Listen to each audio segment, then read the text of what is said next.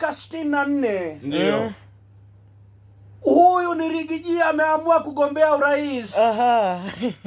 Amechukuliwa na Amope. Naam. Anamwambia kuna waganga maalum kule Navaholo kwao Lewis. Ndio.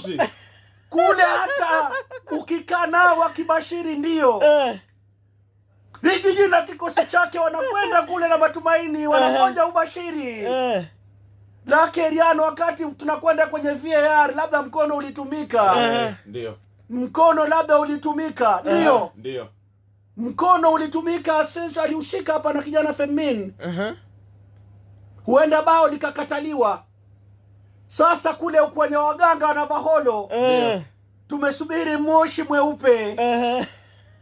Refari mganga wetu Navaholo anakata. Bao linasimama, msikilizaji anakataa. Anasema mkono wa Femin ulihusika. Bao zuri linakataliwa. Wale waganga wa kule Navaholo wakiwa na Amope. Amope amemchukua Rigiji. Wamemwambia moshi mweupe ukitoka hii tumemaliza. Wanarudi tena Barcelona. Wanapoteza bao. Punde si punde. Moshi unatoka mweusi. Mganga wa Navaholo anakuja anamwambia Rigiji, kwa hali hii ni 10 bila break.